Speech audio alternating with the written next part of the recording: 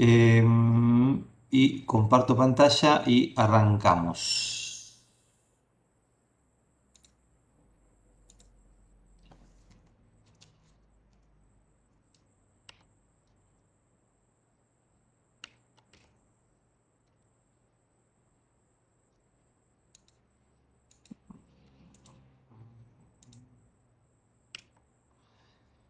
Bien. Hoy la lectura que ustedes tienen es la de Aróstegui, Julio. Ustedes fíjense que acá se dice Introducción General, Orígenes y Problemas del Mundo Contemporáneo y se señalan las páginas 19 a 63. Yo les recomiendo que lean todo el capítulo. Nosotros hacemos énfasis en el final de ese capítulo, que son las páginas 57 a 63, como está en el programa de lecturas, donde ustedes van a ver sintetizado todo lo que el autor va desarrollando en un capítulo que es bastante extenso. Entonces, mi recomendación es obviamente que lo lean todo, pero que se concentren en esas últimas páginas en las que el autor sintetiza lo que viene desarrollando.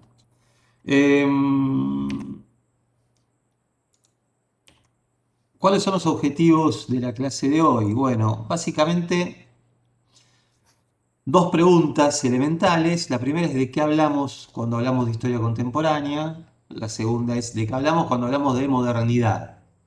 Ahora vamos a avanzar sobre eso. Y por último, lo que ustedes pueden encontrar, bueno, de todo esto justamente es lo que está abordado en el texto de Aróstegui. Por último, identificar algunos de los rasgos y procesos claves de la historia contemporánea, que son los que nosotros vamos a ir estudiando durante el año. Empecemos por la primera de estas preguntas, ¿no? ¿De qué estamos hablando cuando hablamos de historia contemporánea? Existe de alguna manera cierto consenso entre los y las historiadoras de que la historia contemporánea de algún modo lo que abarca es el periodo en el cual lo que se comienza a delinear son los problemas específicos que aún hoy enfrentamos todos y todas, la humanidad en su conjunto, en su vida diaria, y eso a pesar de las enormes transformaciones que nosotros vamos a estudiar a lo largo del año, transformaciones productivas, transformaciones sociales, políticas y culturales que ocurrieron en los últimos 250 años. Sin embargo, hay cierto consenso de que entre mediados del siglo XVIII y principios del siglo XIX se configuran un conjunto o aparecen, empiezan a emerger con fuerza un conjunto de procesos que caracterizan al presente. Y con eso lo que nos estamos refiriendo es básicamente a los modos productivos que determinan cómo se ganan la vida las personas y de algún modo quiénes son los ricos y quiénes son los pobres en nuestras sociedades, a las formas políticas que median los destinos de las comunidades, a las identidades sociales básicas que se construyen y se derivan, digamos, bueno, o en interacción más que de permanente con los modos productivos y políticos, con estos modos de producir la vida material y con las formas políticas en las que nosotros habitamos. Las luchas sociales y políticas también que constituyen, a la vez que se derivan, estos modos productivos y estas formas políticas. De alguna manera lo que estamos hablando es del surgimiento y expansión, yendo a una cuestión más concreta, del modo de producción de la vida material de las sociedades contemporáneas, sintéticamente hablando del capitalismo, de las formas estatales y de los gobiernos predominantes, es decir, los estados-nación, que es la forma estatal más clásica en la contemporaneidad, y las formas constitucionales y representativas de gobierno que los acompañan, y a las clases y los grupos sociales que, bueno, que luchan por satisfacer sus necesidades y promover sus intereses dentro de estos modos productivos y de estas formas políticas. Y ahí hablamos de las clases sociales más predominantes, la burguesía, el proletariado, la clase obrera, la clase trabajadora, el campesinado, los terratenientes, etcétera. Y también, de algún modo, de las organizaciones políticas mediante las cuales todos estos grupos disputan poder, es decir, los partidos políticos, los sindicatos, las organizaciones corporativas, los movimientos sociales y un conjunto diverso de instituciones, incluyendo entre ellas al propio Estado. Entonces, de algún modo estamos hablando de modos productivos, de formas políticas, de identidades sociales, de clases sociales, que empiezan a configurarse, a desarrollarse desde hace 250 años a esta parte y que a pesar de las enormes transformaciones que se han producido, podemos decir que caracterizan a este presente. A todo esto, al estudio de todo esto, o a esta época es que se le llama historia contemporánea. Lógicamente esto es la manera más abstracta y general de mencionar todos estos procesos. Es un intento, si se quiere, por sintetizar los cambios, los fenómenos más característicos de toda esta época. Nosotros a lo largo de la cursada vamos a ir estudiándolo en detalle.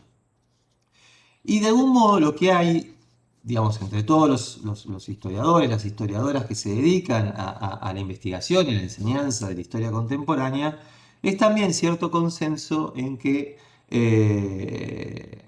tanto la revolución industrial, vamos a hablar de ello en este año, digamos que tuvo epicentro en Inglaterra entre los años 1760 y 1840, como la Revolución Francesa, que estalla en el año 1789, son partes esenciales de esta historia contemporánea.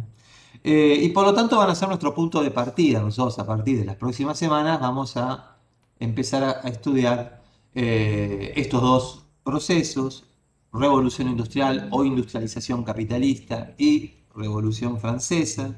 Y fíjense que las lecturas que tenían para hoy, Aróstegui, que mencionábamos, pero también las que entran en los trabajos prácticos, como las de Hobsbawm y Berman, van a recurrir a metáforas, Hobsbawm a metáforas volcánicas, ¿no? Hablar de un doble volcán, ¿no? Para hablar de esta doble revolución, la industrial y la francesa.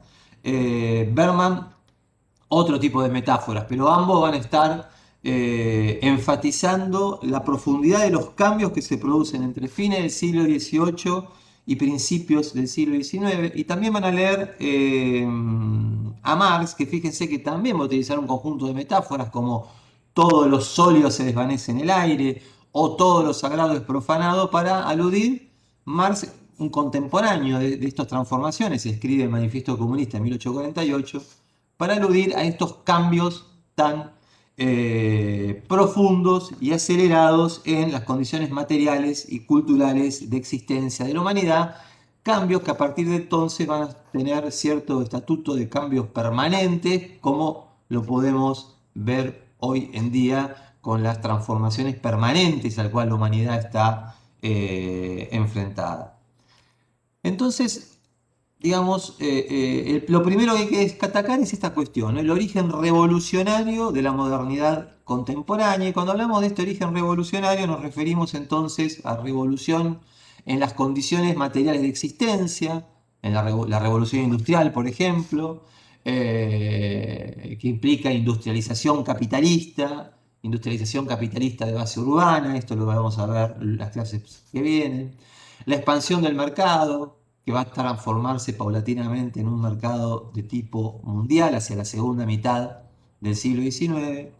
Y por otro lado, un conjunto de revoluciones políticas que se dan entre 1776 y 1848, el proceso de independencia de Estados Unidos y su liberación del yugo colonial británico en 1776, la Revolución Francesa y la Guerra Europea, digamos, que la acompaña a finales del siglo XVIII, que es justamente el acontecimiento en el cual nosotros nos vamos a detener, y un conjunto de olas revolucionarias europeas en 1848 que las veremos más adelante y que también tienen importancia para entender las características globales de este periodo. Por lo tanto, todas destacan más o menos explícitamente, todas digamos, estas lecturas que nosotros vamos a abordar, la importancia que tiene para lo que nosotros tenemos que tratar y para la historia contemporánea, el desarrollo del capitalismo industrial, la conformación de un mercado mundial capitalista, o como otros prefieren llamarlo, un sistema mundo capitalista moderno, y el establecimiento del dominio del globo por un pequeño puñado de regímenes occidentales capitalistas, un fenómeno que nosotros vamos a abordar más adelante como imperialismo. Y todas estas lecturas subrayan o sobreentienden que el desarrollo del capitalismo lo que produjo son cambios profundos en la estructura de clases sociales. Por un lado, la aparición de la burguesía y sobre todo de la burguesía industrial, y por el otro del proletariado, de la clase obrera de tipo industrial, pero mucho más allá, de una clase trabajadora asalariada que también va a empezar a crecer con fuerza en el campo, que ya venía creciendo de antemano, digamos, en el campo y que ahora se va a hacer lo que motorice el proceso de industrialización capitalista. Y cambios profundos, por lo tanto, en las formas que asumen los conflictos sociales y las luchas de clases, porque si hay cambios en la estructura social y cambios en esas clases sociales, esto va a derivar que cambien también las lógicas, la fisonomía de los conflictos sociales y lo que llamamos en términos generales las luchas de clases. Y todos señalan que todo este proceso va acompañado por la aparición de nuevas formas de Estado y de nuevas formas de acción política. Que a su vez, como no podía ser de otra manera, van a estar acompañadas de la aparición de nuevas formas culturales, nuevas mentalidades, nuevas concepciones del mundo, nuevos modos de comportamiento individual y colectivo, e incluso nuevas formas de experimentar el espacio, el tiempo, etcétera, aspectos todos estos que aluden a esta segunda pregunta que tenemos nosotros acerca de qué se habla cuando se habla de modernidad, que en general es un modo de entender la modernidad de forma restringida a sus aspectos culturales y que vamos a meternos con eso en un ratito no más. Entonces, bueno, de esto hablamos cuando hablamos de historia contemporánea y ahora vamos a precisar un poquito más todos estos elementos para luego meternos con este otro asunto, nuestra segunda pregunta, que es de qué hablamos cuando hablamos de modernidad. Así que ahora nos metemos, si se quiere, en el tercero de los objetivos. Bueno, esto que yo estoy mencionando, identificar bien cuáles son esos procesos fundamentales que hacen a la historia contemporánea.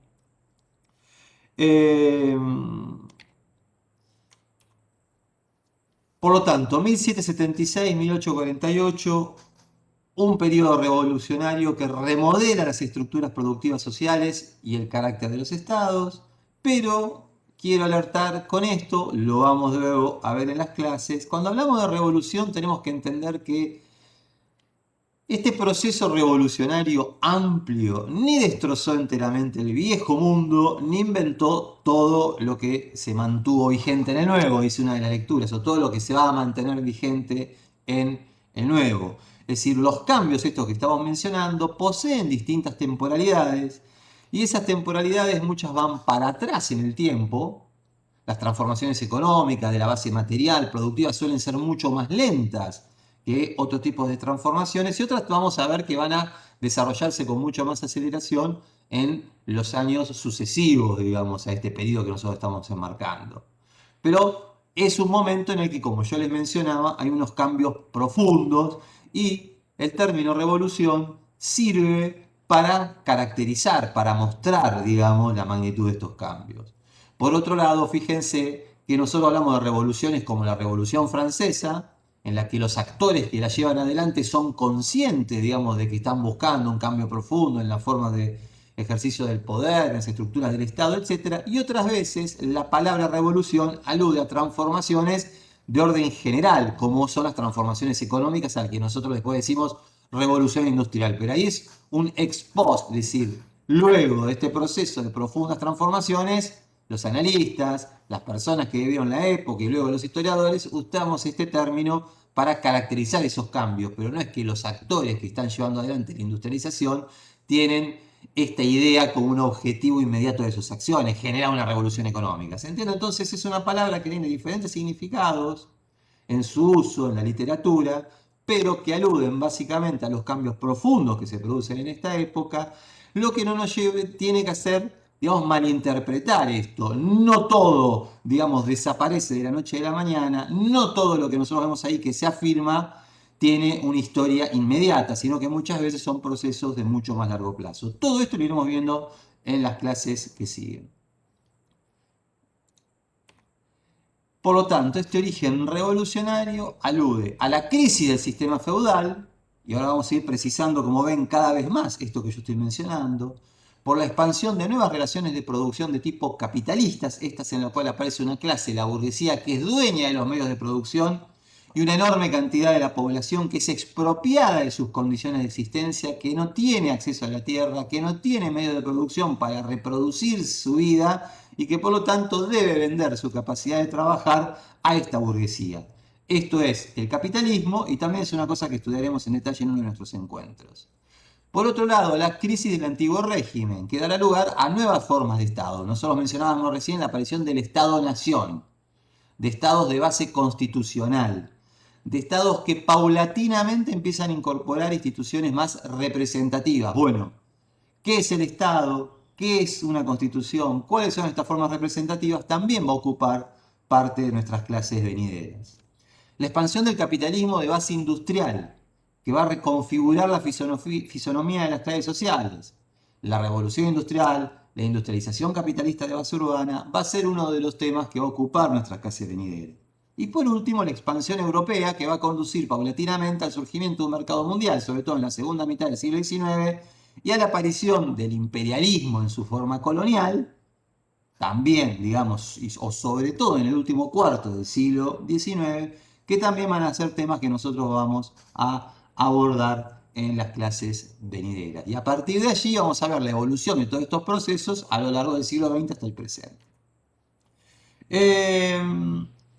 Uno de los primeros digamos, que vamos a empezar primero por la revolución industrial y por qué es el capitalismo, y luego vamos a ir a las cuestiones políticas, a la revolución francesa y a las formas estatales. Pero me interesa que yo mencioné un conjunto ahí de revoluciones o de procesos revolucionarios, pero destacamos la revolución francesa. Y me interesa entonces acá también simplemente dejar esta idea que vamos a retomar en las clases venideras, de que nosotros vamos a abordar la Revolución Francesa como una revolución burguesa. ¿Y qué significa esto?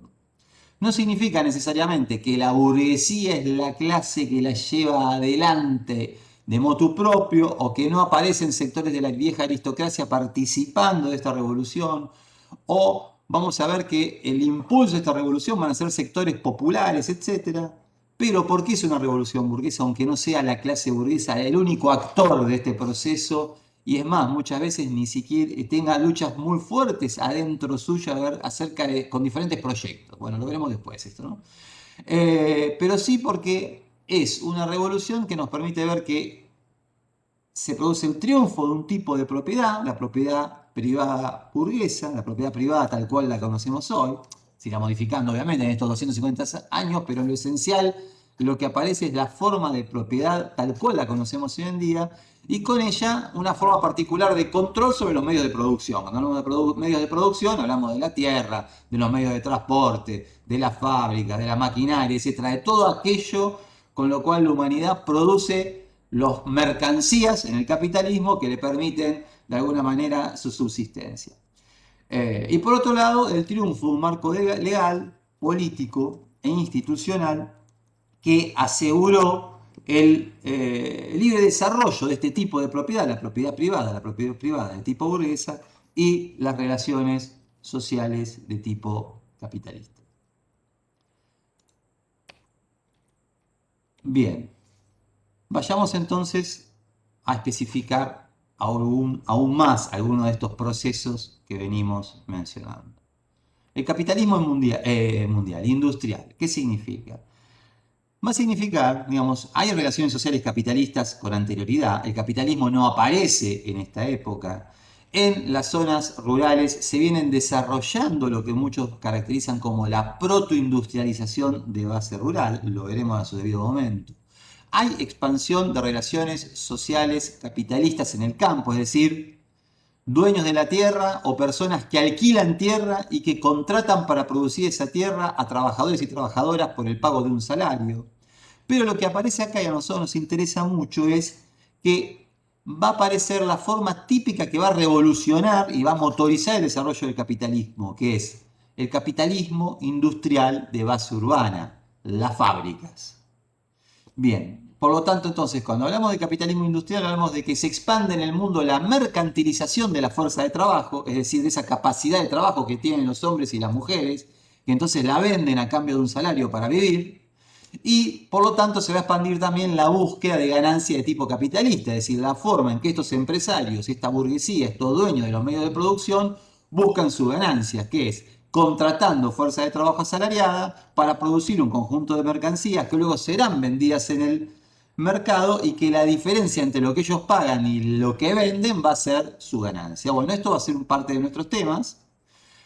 Vamos a ver que esta industrialización empuja aún más la urbanización y esto va a generar una modificación profunda del escenario geográfico y del escenario arquitectónico, sobre todo en Europa, pero paulatinamente, y Estados Unidos, pero paulatinamente esto va a alcanzar al conjunto, digamos, del planeta, que va a empujar la urbanización, un proceso que al día de hoy vemos las dificultades que entraña ya hoy en términos de relación entre recursos naturales y consumos productivos e improductivos de las enormes ciudades, de las enormes masas de población, etc.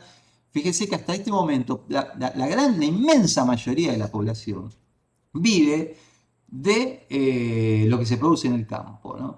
Y lo vamos a ver que la urbanización, digamos, la población que efectivamente vive en ciudades, etcétera, a nivel mundial, vamos a tener que esperar a la segunda mitad del siglo XX para que supere a la que vive, digamos, en zonas rurales, etcétera. Entonces es un proceso de largo o de mediano plazo, pero que es muy importante. Y por el otro, el desarrollo de un mercado mundial.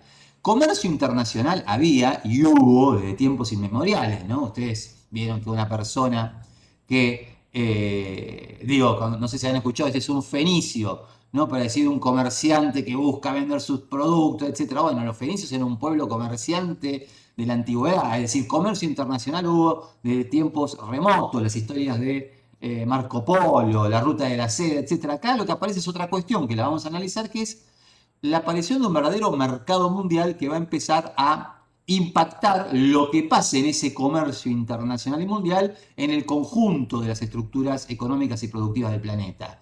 Fíjese el caso de Argentina, cómo a partir de la segunda mitad del siglo XIX todos sus modos productivos van a reconfigurarse para insertarse como productora y vendedora de materias primas agropecuarias. Bueno, me refiero a eso. Esos son los fenómenos clásicos del desarrollo del mercado mundial. Por otro lado, lo que mencionábamos, la aparición de nuevas clases sociales. Bueno, la expansión del capitalismo, como mencioné, cambia gradualmente la dinámica de las luchas de clases. Cambia la estructura social, porque la expansión del capitalismo es una modificación de las relaciones sociales productivas.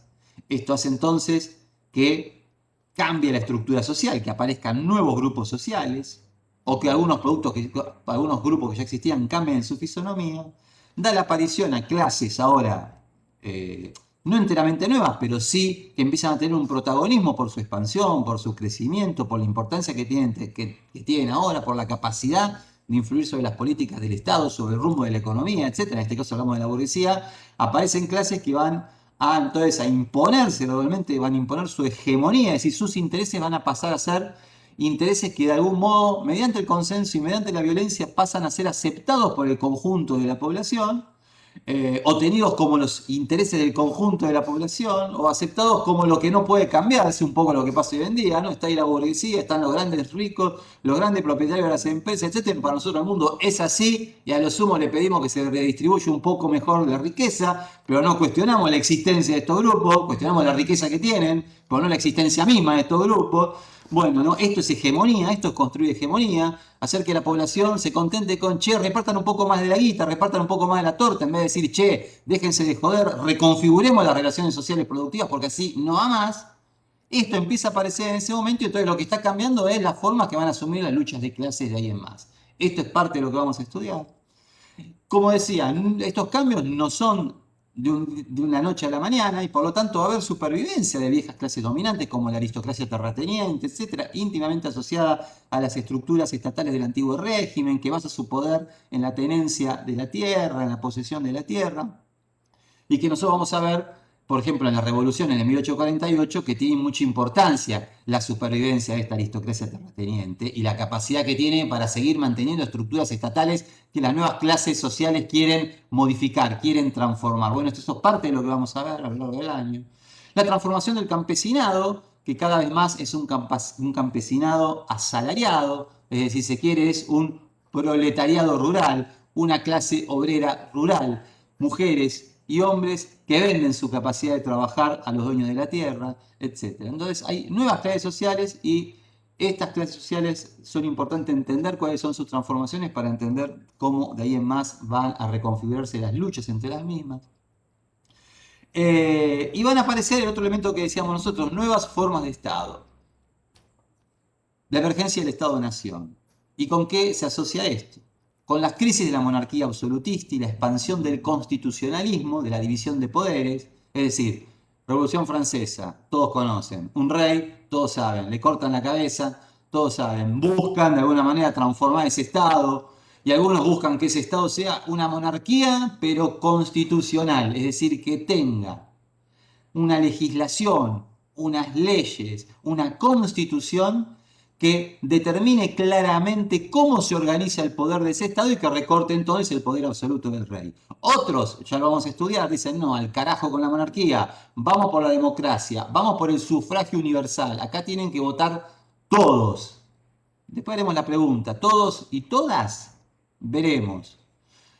Todos, absolutamente todos, veremos, pero que ese es el discurso dominante, que es lo que tiene que determinar quiénes están a cargo de las estructuras del Estado, del gobierno, tienen que emanar del sufragio universal, del voto popular, etcétera, y que por lo tanto lo que están hablando es de reconfigurar el Estado sobre bases constitucionales y que esa constitución determine la manera en que se dividen los poderes, judicial, político, legislativo, etc. Y definir de qué manera se eligen los representantes que van a estar en estos distintos lugares, sea el poder ejecutivo, sea el poder legislativo, lo que sea. Ya lo veremos. Por lo tanto, es un momento en el que va a haber una expansión paulatina de formas representativas del Estado liberal, la ciudadanía y el sufragio. Veremos hasta dónde llega esto, la velocidad o no de esto, si todos y todas van a participar de esto. Digamos, no les, creo que no estoy diciendo spoiler si le digo que claramente las mujeres tardíamente van a ser ciudadanas de pleno derecho, por ejemplo. ¿Desde cuándo votan las mujeres en Argentina? Bueno, entonces, esto es un proceso gradual, etcétera, lo analizaremos en Francia y en otros lugares del mundo y también en los países, digamos, que no pertenecen al capitalismo central, como es el nuestro, y el surgimiento también del nacionalismo como una fuerza política cultural que acompaña la emergencia del Estado-Nación y que está asociado a estos elementos del patriotismo, de la construcción de identidades, solidaridades más amplias, ya no en base a las pertenencias de clase o las pertenencias religiosas, etcétera, sino en base a esta idea de pertenecer a una nación, en nuestro caso del ser argentino, etcétera, algo que nosotros discutíamos la semana pasada. También será tema de nuestro año de encuentros acá virtuales. Bien.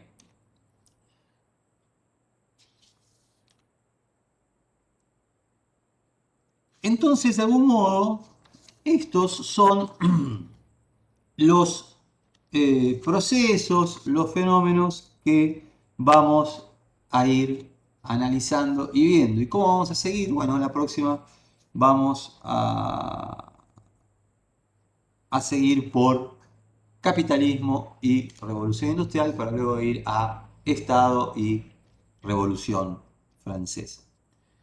Ahora viene, de algún modo con esto lo que respondimos es a la pregunta 1 y a la pregunta 3. ¿De qué hablamos cuando hablamos de historia contemporánea y de cuáles son esos procesos distintivos de la historia contemporánea? Que llegan hasta nuestros días. Fíjense de que todo lo que estamos hablando, ustedes pueden reconocer que siguen presentes algunos de estos fenómenos, estos procesos, hoy en día. La segunda pregunta es la que vamos a encarar ahora, que es de qué hablamos cuando hablamos de modernidad. Y acá vamos a ver que muchas veces la modernidad es restringida a lo cultural y se la entiende, es un uso restringido de modernidad. Algunas veces en los textos vamos a ver que modernidad es prácticamente un sinónimo de historia contemporánea y otras, muchas otras, va a aparecer en este uso mucho más restringido. En la modernidad como una ideología, como algo restringido a la esfera de lo cultural, no es el modo en que lo usa usar, por ejemplo, Marshall Berman en la lectura que ustedes tienen para los prácticos. En Marshall Berman, con modernidad, se alude a una experiencia global mucho más amplia de todos estos procesos que yo estoy mencionando. Pero es importante también entender este otro uso del concepto y la noción de modernidad que es mucho más restringido. En este uso restringido a lo cultural, pero de amplia circulación en las ciencias sociales, el concepto de modernidad a lo que alude es a los ideales de lo que se llamó el iluminismo, ¿no? Es decir, de esa revolución del pensamiento filosófico, fuertemente anclado territorialmente en Francia, que durante el siglo XVIII postuló de algún modo la primacía de la razón como un medio para la emancipación humana, para la liberación humana frente a la autoridad, la tradición y la religión, es decir, frente a la autoridad del rey, la autoridad de la iglesia, la autoridad de las tradiciones, de las costumbres, etc. Ustedes conocerán algunos de estos autores, o los habrán escuchado nombrar, o los habrán estudiado, digamos, en el secundario, Rousseau, Montesquieu, Voltaire, etc., ¿no? Diderot y varios otros. Este movimiento filosófico e intelectual, además, entonces, de alguna manera, lo que buscaba era la autonomía de la conciencia individual frente al tutelaje divino, al tutelaje de Dios.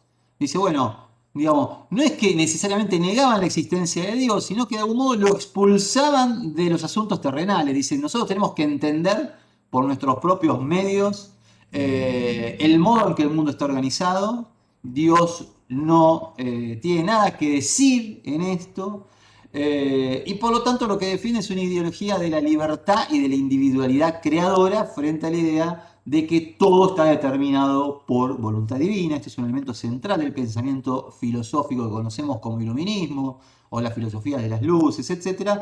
Pero insisto que no necesariamente estos pensadores negaban la existencia de Dios, son dos cosas distintas, pero sí reclamaban la primacía de la razón como vía para la emancipación, para la mejor organización de las sociedades, para luchar frente al autoritarismo, diría, y la autoridad, digamos, sin límite de los reyes, de los señores feudales, etcétera, y de las tradiciones.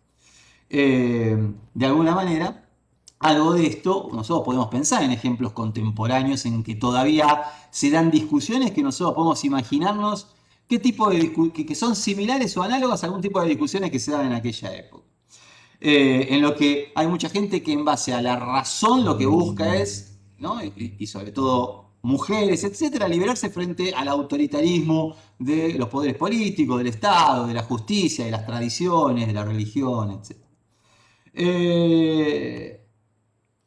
Y por lo tanto es una filosofía que, o es un movimiento filosófico o intelectual que lo que proclamaba era el uso de la ciencia y de las metodologías analíticas para entender y ordenar el mundo, ¿no?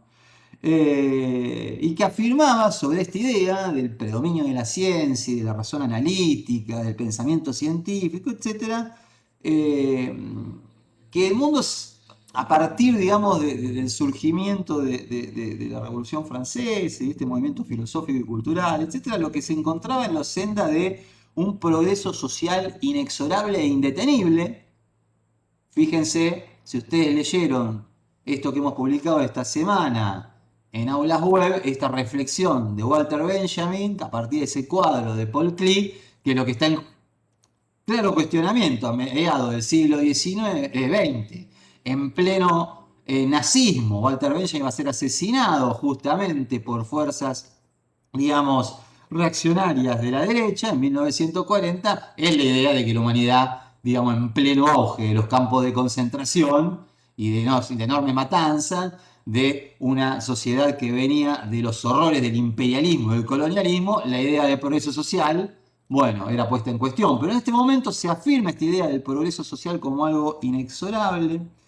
Y un movimiento político intelectual que enarbolaba de alguna manera nuevas ideas sobre el ejercicio y el origen del poder político. Nosotros estamos viendo, bueno, aparecen nuevas formas de Estado, nuevas luchas sociales para reconfigurar la forma del Estado. Bueno, evidentemente esto está acompañado del surgimiento de ideas que piensan de manera distinta cuál es el origen y el ejercicio del poder político. Una de estas innovaciones va a ser el constitucionalismo como base de la representación política, que los estados tienen que tener en su base organizativa constituciones que garanticen la participación de los ciudadanos y las ciudadanas en alguna medida para determinar órganos representativos de su voluntad y que reivindicaban la igualdad de todos los individuos ante una ley única y civil destinada a eliminar los privilegios y a garantizar ciertos derechos inalienables del ser humano, por ejemplo, la libertad. Ustedes fíjense que venimos de una sociedad que se está transformando y que va contra los privilegios de la nobleza, de los señores feudales, que buscaba la abolición de la servidumbre, etcétera. Entonces, digamos, esto en la época es muy fuerte, se está afirmando los privilegios, está afirmando el derecho del conjunto de la humanidad a ser libre y a no poder estar limitada en esta libertad por privilegios de otros sectores sociales. Y en ese momento era muy concreto, digamos, el privilegio que tenía la nobleza a pedirle al campesino que habitaba su tierra que le pase el 10% de su producción. O la iglesia que le pase el diezmo, que era el 10% de su producción. O a que ese individuo no se podía movilizar libremente sin el permiso del señor. A que ese señor vendía la tierra y cuando vendía la tierra vendía también la familia que vivía en esa tierra al otro propietario que la compraba. O sectores sociales que no pagaban impuestos, que no tributaban mientras otros sí tenían que tributar y pagar impuestos. O personas que para transitar durante determinados territorios tenían que pagarle a estos. Entonces, digamos, estamos hablando de una serie de privilegios que estaban. O que únicamente los nobles podían formar parte del ejército. Y cosas por el estilo, son innumerables que están indicando todas distinciones y privilegios de clase y de grupos sociales que estaban en la misma constitución de la sociedad y de algún modo incluso prescriptos por una especie de legalidad de la época, ¿no? Bueno, del mismo modo en que se heredaba, por ejemplo, el ejercicio del poder político en las familias reales, y así podríamos extendernos toda la mañana mencionando este tipo de cuestiones que este movimiento filosófico y político y la modernidad como conjunto de ideas pone en cuestión. Ahora bien, y para terminar, acá hay un problema, digo, porque capta, digamos, la descripción de estos ideales que aparte la modernidad tal cual la entendían los filósofos franceses y otros en esa época. Y hablo acá sí directamente en masculino, porque en general, por los privilegios también de la época, se trata de pensadores varones en su enorme mayoría, o por lo menos los que nosotros conocemos, aunque hay algunas mujeres que están cuestionando algunas de estas cuestiones, como Mary Wollstonecraft, después veremos, pero básicamente el cuerpo de estos pensadores que animaban a la filosofía de las luces eran un conjunto de hombres. Captan los ideales universales del iluminismo, el movimiento real de las sociedades de la época. Todo esto que nosotros estamos viendo acá, ¿era así? Digamos, o cuáles, si se quiere, ¿no? Ellos decían que era el iluminismo, la filosofía de las luces. Bueno, ¿cuáles son las sombras de todo este? Nosotros sabemos que donde hay luz hay sombras en algún lado. Bueno, ¿cuáles son las sombras que nosotros tenemos que indagar? Podemos, por lo tanto, nosotros hoy en día tomar estas aspiraciones y estas promesas como un contenido conceptual adecuado para la noción de modernidad en su sentido restringido. Nosotros vemos que en la actualidad todas estas aspiraciones, estos ideales del universalismo iluminista se llevaron a la práctica. Bien, para pensar sobre esto entonces, y para descansar un rato, vamos ahora a ver un pequeño video que dura unos 10 minutos. Si quieren, no sé si abrir la posibilidad de hacer preguntas ya mismo, pero por ahí nos vamos y no podemos ver el video, o vemos este pequeño video y después abrimos en la última media hora, para los que se quieran quedar y seguir con la discusión, todo un conjunto bueno, de dudas que puedan tener, de cosas que quieran decir, bueno, como siempre, lo que se les cante, ese momento de lo que se les cante. vamos al video. Primero, de todas maneras, me gustaría que vayamos a este video pensando un conjunto de pequeñas cuestiones muy simples. Lo voy a meter, entonces, ahora voy a compartir esto acá, ¿no? Estoy de nuevo compartiendo pantalla, creo. Vamos a ver un pequeño documental, no documental, sí, no, no es un documental, es un corto, digamos. Es un cortometraje que se llama Isla de las Flores, de Jorge Furtado, de 1989. Ganó el Oso de Plata, el mejor cortometraje en el Festival de Berlín de 1990. Y acá vemos yo propongo estas preguntas nada más, ¿no? Digamos, el iluminismo subrayaba la primacía de la razón, la ciencia, el progreso social, la libertad y la igualdad como principios ordenadores del mundo. ¿A qué conclusión arriban o arribamos todos luego de ver este documental? ¿Es esto verdadero? ¿Es falso? ¿Cómo tenemos que entenderlo esto? Dos, si no son estos los principios ordenadores del mundo, bueno, ¿qué principios o relaciones ordenan el mundo que nos muestra Isla de las Flores? Y hay otras dos preguntas que estaban ahí, pero que tenían que ver cuando nosotros nos veíamos en las clases presenciales, que no tienen tanta importancia en este caso, porque no le vamos a dar mucha bola en este momento, pero que tenían que ver con qué relaciones sociales de producción aparecían en el video, con qué formas o tipos de propiedad aparecían o aparecen en el video, pero es algo que simplemente se los dejo acá, porque era parte de lo que nosotros hacíamos cuando nos veíamos y hablábamos y podíamos relacionarnos de otra manera, pero que acá me parece que ya es meternos en harina de otro costal, en quilombo, y por lo tanto simplemente piénsenlo, si quieren decir algo sobre eso, lo dicen. Así que pasamos, ahora voy a ver si logro hacer lo que no pude hacer bien la vez pasada, que es compartirle un audio, digamos un video en el que se escuche el audio. Si tienen problemas con el audio, me empiezan a decir por el chat, no se escucha, no se escucha, y bueno, veo qué hago. Bien.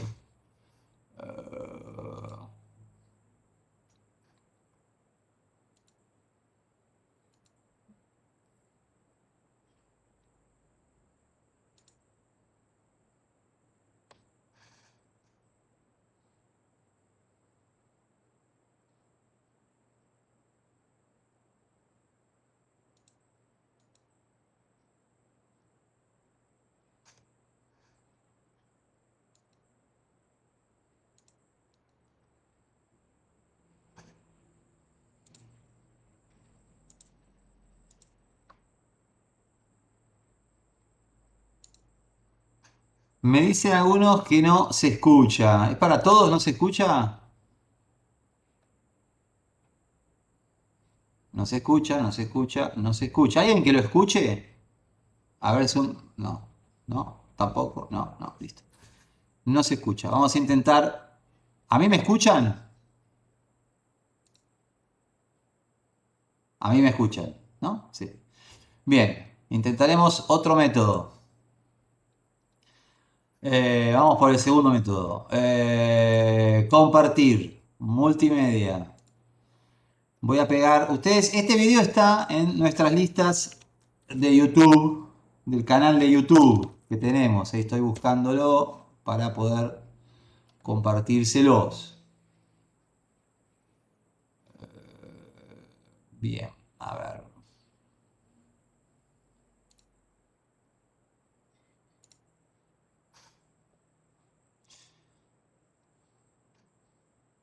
Va más lento, obviamente, porque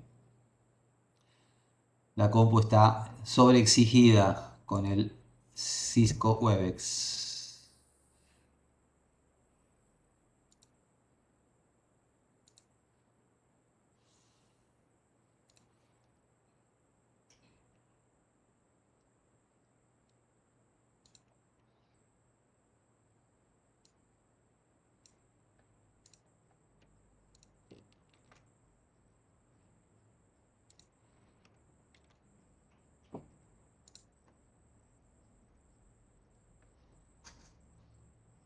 Acá me dan consejos varios, pero yo les agradezco, pero me parece que este tendría que funcionar, ¿no?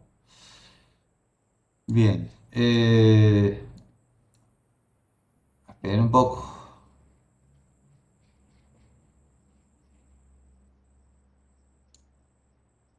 Miércoles.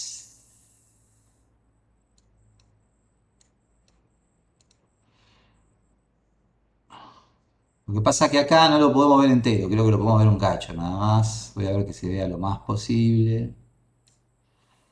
Hacer así. Bueno, díganme de nuevo con el chat o con deditos. Les voy a mandar el link de YouTube también si quieren. Igual mientras díganme si se ve o no.